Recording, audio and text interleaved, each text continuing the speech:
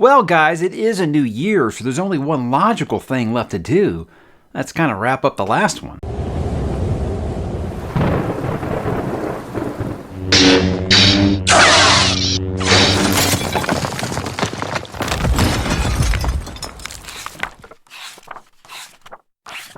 Hey, what's up, bookworms? Mike back to do what most people have already done, and that's go ahead and close down the previous year. The official end of 2022 for the channel does happen now. Maybe we're kind of working off like the fiscal year calendar. If you work in finance, you know.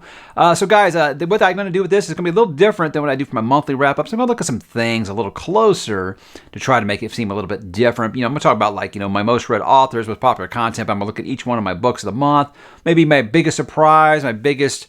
I don't want to say disappointment, but maybe something that shocked me a little bit over this course of the year and everything that I did read. But that begins, like usual, with talking about what I did read. Now, guys, I read 87 books in 2022. Now, that sounds impressive, right? Especially since I don't audio, like at all. Well, there is a couple of catches here. For all those, I can't believe you read so fast, people. I'm going to put it into reality here. 15 of those were manga volumes. And now, guys, I don't think that, saying manga doesn't count, I don't think that's fair. I think reading manga does absolutely count in reading. But you can also read one of these volumes pretty much in one sitting. So I won't give it the same kind of weight that I would a novel. 5 of those were novellas. Yeah, so novellas, probably 100, 150 pages or less. I think those probably shouldn't count. So out of this, I've got 67 of them are actual novels. And again, just counting novels, guys, that's averaging 5.5 books per month. So again, all those people that are like, I can't believe you read so much. I don't think that's really that much. If you average about one a week, I think that's not really that big a deal. But look, kind of break it down by pages here. 42,127 pages read for the entire year. That's an average length of 484 pages per book, which again, may sound like a lot to some people. To me, that's really not that big a deal. You're talking less than 50 pages a day with something like that. Now with me, I can read 200 one day and I can read 12 the next, So I get that a lot. How many pages do you read per day? You got kids, it just doesn't work like that. It just kind of, you work it in when you can. But again, I like to look at it like this. I think that's a nice, healthy number there. I didn't read, 7 Malazan books this year. So of course the page count went down just a little bit, I think. But I'm happy with those numbers. I think that's, again, this is something I want to keep fun. Reading is something that I do for fun. And I definitely don't feel like I'm competing with anyone except my goal on Goodreads. It's about the only number that I'm competing with. And I always end up usually adjusting that up because when I do start going on with them little flurries of read a bunch of manga comics, I do actually just, hey, maybe I'm going to hit that number a little too fast. Let me bump it up like by 10 or 12 or something like that. So usually about 70 books a year, I think, is what I usually try to aim for. And I feel pretty good about that. But how about those most read authors for the year? Obviously, we're going to look at the 2 manga authors that I did this year. I did Vinland Saga and more Berserk. So Kentaro Miura had 6. And Makoto Yukimura had 7, and those are all just the omnibuses or the collections, however you want to call them, those little volumes that they have here in the States. So that's obviously going to be a little higher than I think, anything else because of how fast you can fly through those. But let's look at some actual like novels now. Stephen King, of course, the King, he had 7 books that I read this year. Not a big surprise, especially when you think I was doing a Dark Tower reread and then continuing into the multiverse. I actually think that number went down compared to last year. R.A. Salvatore with 5 because I did start reading Driss this year. Should have been 6, but I kind of got lazy in December there, so I didn't get the all of Icewind Dale in there. Tad Williams, 4, but technically 3. Some people have Green Angel Tower Part 1 and 2. I had Green Angel Tower Part 1 and 2, so it's 4, but I guess technically 3 if you want to put it that way. Kind of the same kind of cheat with Robin Hobb, who had 4. 3 Live Ship Traders books, and then, of course, the Piebald Prince, the novella. And then Michael J. Sullivan had 4. I did 4 entries in that Legends of the First Empire before I said, maybe not for me. James S.A. Corey had 4, but there's a big cheat on there, guys, because only one of them was a novel. Abaddon's Gate, the novel, and then 3 of the novellas leading up to that point in the Memories Legion collection there. And then I had 3 authors with 3 books apiece because I did read their trilogies this year. Jay Kristoff's Nevernight Chronicles, Bernard Cornwell's, right? That's just the Nevernight Chronicle. I get corrected on that a lot. Bernard Cornwell's The Warlord Chronicles, that was a trilogy. And of course, Fonda Lee's Grainbone. saga. So, interesting year. I had a lot of new authors on this list that I had never really even read before this year, like Fonda Lee, like Bernard Cornwell, like R.A. Salvatore. Well, no, I read Star Wars R.A. Salvatore before. Tad Williams was a first timer this year. So lots of interesting new things. I'm always wanting to try new authors, so that's always a lot of fun for me.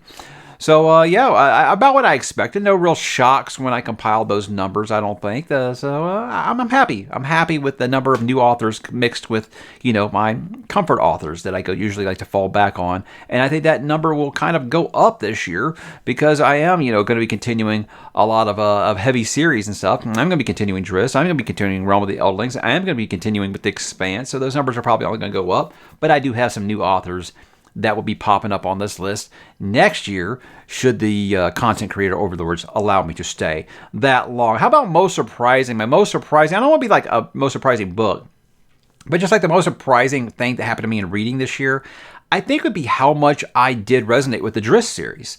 Because Legend of Driss was something that I was like, I don't know. I don't know if I want to read a book series like 40 books long or something. Really, it was like one of those things where I was like, okay, I can treat this as I would a, Dresden Files. I did Dresden Files in between big, heavy, epic fantasy reads, and I thought that worked out quite fine. And the way Salvatore does is he breaks these down into trilogies or quadrilogies, things like that. It's easy to kind of consume, I think, and they're all really short. They're all like 250, 350 pages max. So I thought that would be something that I could do, and I just said I'm gonna commit to Dark Elf and the Icewind Dale trilogy and see if I like it. Then I'll talk about going on. Well, guys, I'm going to go ahead and tell you I'm going to be continuing on because I am really, really enjoying my time with Driss and Guinevere and Bruenor Battlehammer. I'm loving that whole group, man. I really am really excited to continue because Legacy of the Drow is up next, and it looks excellent. But I'll be talking more about Driss here later in the week. How about most shocking? I think my most shocking thing, if you told me at the beginning of the year this was going to happen, I'd look back on it now and be like, wow, I never saw that coming. I think this one would be how fast I tapped out on the Codex Alera series. I had planned to be a read-along for almost a year. And the thing is like the person I planned to originally read along with, she tapped out too. So it wasn't just me. I would say probably that read-along, a third of the people that started it maybe finished it. So it definitely wasn't only me that was having issues with it. But it wasn't one that I said I DNF'd. It was just something I was just like, I'm not reading, 5 more of these in the next 6 weeks because the way we had the read-along kind of set out. I was like, if I'm not really just loving that, I'm not going to be doing 2 of these because they ain't short books. I'm not going to be doing 2 of these a month. But it did kind of shock me how quick I was able to let that one go, especially after how much trust Jim Butcher built up with me after Dresden Files. But there's something about it that just wasn't really working for me. So sometimes you can surprise even yourself. How about some channel growth for the year, guys? This was an interesting year.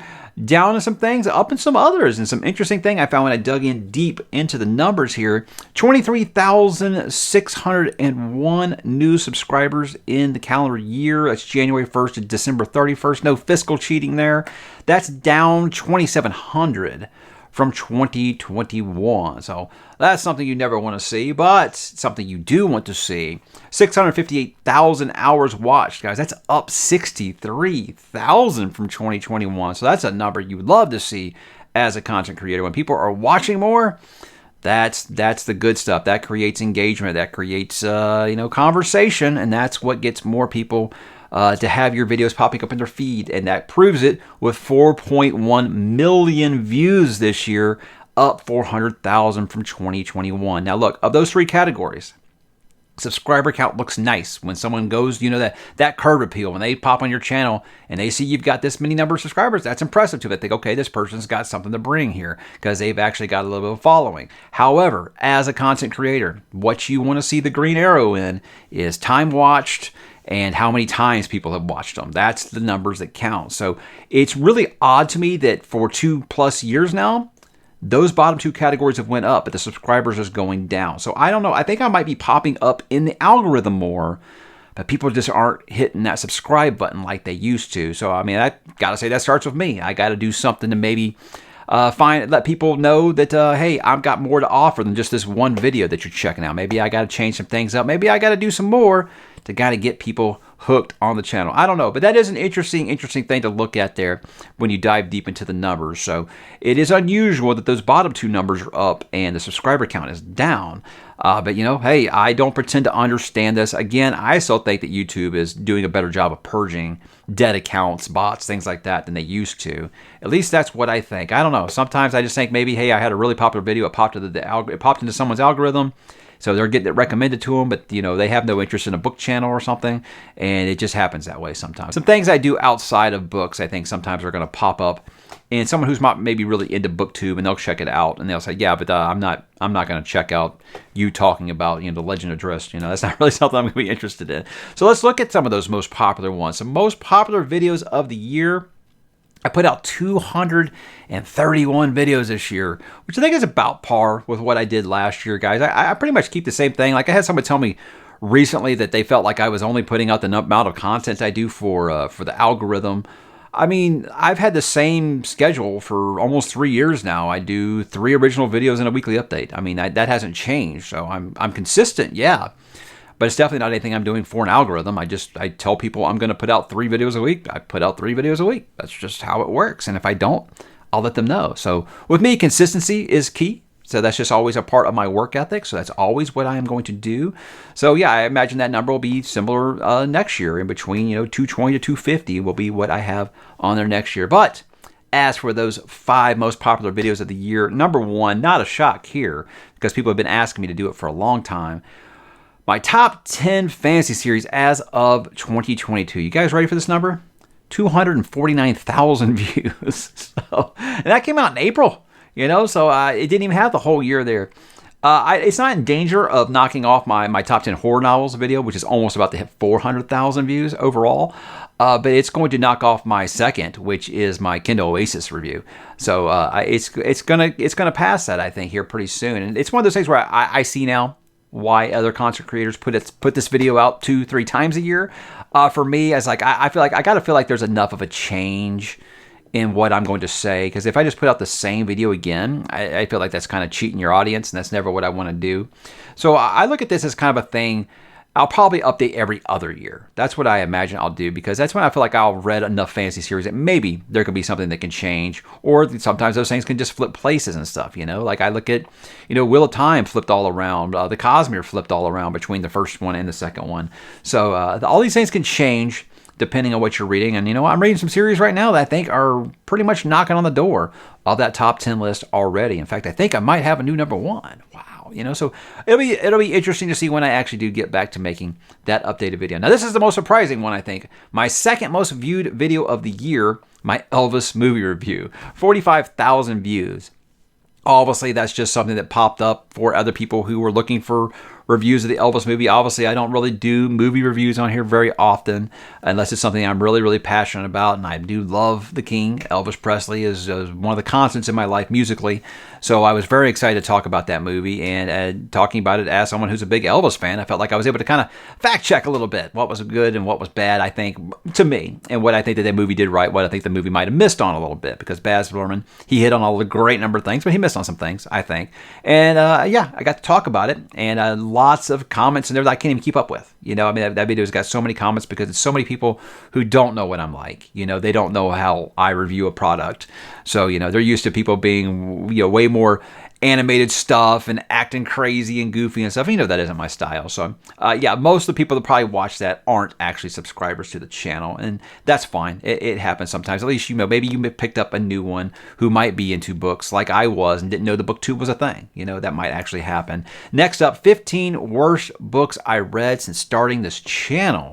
That's so funny because that was a spur of the moment. Hey, I got an idea. I should do that. Just out of nowhere, 42,000 views, and that was, I mean, it was only a couple months ago. So yeah, obviously people really on YouTube seem to like the negative over, you know, the positive. Obviously, I like to spread positivity, and even in that video, I'm like, hey, look, these are some books that, you know, just didn't really work for me, but you know, you might love them, and that's fine. I'm not taking that away from you. But interesting that it got that much traffic. It really, really is. So I was thinking about doing the counterpart to that, which is the 15 best books I've read since starting this channel, but I can guarantee you it won't get as many views as that one. My fairy tale review by Stephen King, 39,000 views. Anytime there's a new King book, I'm going to read it right away. And I think with that one, there was a lot of people, especially in the BookTube community, our side of the BookTube community, that was really, really interested because it was King writing a fantasy book. And they want to know how he did. And I thought I was pretty fair in that review. Now, I know people have had kind of hot takes on that book one way or the other so far. But, what I said in that, I felt like was pretty fair, and I still feel that way now. Don't think my opinion's changed on that at all. And then lastly, number 5, if you liked that, try this next with 31,000 views. That's an idea I have where it's just like, hey, I hear people all the time, hey, I just finished First Law. Can you tell me another series like it? Hey, I just finished Red Rising. Can you tell me another series like that one? That's where that idea came from. It was something like, hey, if you really like it, say you really like Dune, I think you're really going to like this book. It was something that I thought was a good way to get people to try some series that maybe they wouldn't buy, letting them know, hey, you really like this, so you're probably going to dig this one as well. So I hope I got a lot of people to try a lot of new things. I know there were several people who told me they never thought they would read Hellblazer, the comic, John Constantine, until I said, if you love Dresden Files, I think you'd really, really like John Constantine. And they were like, I love this. Thank you so much. This is just what I needed. So that's what you want with a video like that, is to get people to try some things that they otherwise never would have. And I'm happy that it was actually successful. How about looking at some of those books of the month for every individual month, and then kind of see if any of those made my top 10 video that I just did. So January, I had The Dragonbone Chair by Tad Williams. Looking back on some of these, there was a couple surprises. That one wasn't. That was not a surprise at all. February was Casino Royale by Ian Fleming, James Bond book. And I need to go back and look at what I read in February, because I liked Casino Royale, but I was like, was that really the best thing I read in February? That must have been a slow month, because I thought I was reading Nevernight Chronicle, and I really liked Nevernight Chronicle. March was Upgrade by Blake Crouch. I know that's probably the most mixed reception to any Blake Crouch book yet, but I liked it. Sure, it had the unfortunate position of coming after his 2 best books, probably, Dark Matter and Recursion. So I think that might have set the bar a little high for some people. But, hey, if you didn't like it, you didn't like it. I thought it was cool. I thought it was very, very Michael Crichton-y. April was Hunger of the Gods by John Gwynne. I know that one did make my top 10. So it was Dragonbone Chair and Hunger of the Gods both made my top 10 at the end of the year. So that's interesting. May was Boy's Life by Robert McCammon, a fabulous book. The only reason it didn't make my top 10 is because I have the rule in place of only 1 book per author on that list. And then, of course, June, back-to-back champ here, Robert McCammon's Swan Song, which was my book of the year. So obviously it was on that list. July, Jade War by Fonda Lee. See, now I think that Jade City was my favorite, and I think it either made my top 10 list or it made the honorable mentions. Like, I'm pretty sure it made my top 10. Yeah, it made my top 10. But the thing is Jade War was the one that I picked for a book of the month. But however, the reason that Jade City didn't win in June is because I read Swan Song that month. So it's kind of that thing where you're like, wow, this Beatles song was amazing. I can't believe it didn't hit number 1. Oh, yeah, it was going up against Elvis Presley, So sometimes you just have that thing where you have 2 really, really great books in a month, and you can only pick one of them, right? And that's kind of what happened to me in August with The Godfather by Mario Puzo, because I wanted to pick Forgetting Moon by Brian Lee Durfee, but The Godfather was just, it's an American classic, man. I mean, you got to love that book. It was everything that I wanted it to be. September, I started my spooky season a little early with The Troop by Nick Cutter. And then, of course, in spooky season, October was The Exorcist by William Peter Blatty, a book that hit every expectation I had for it.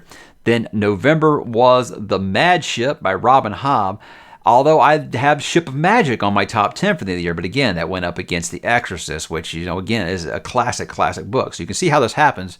And then December, probably my biggest surprise for a book of the month is The Streams of Silver by R.A. Salvatore, Legend of Drizzt. So surprising, I say, because I just had a banger lineup in December, and I was just surprised that Streams of Silver was the one that I liked so much. So 5 of these. 5 of these were on my top 10 for the year. So as you can see, I had some packed months in here, and that's what's going to happen when you try to read some trilogies and stuff in 1 month. I think you're going to have some things that get buried, and then you try to fit in some of these classics and stuff.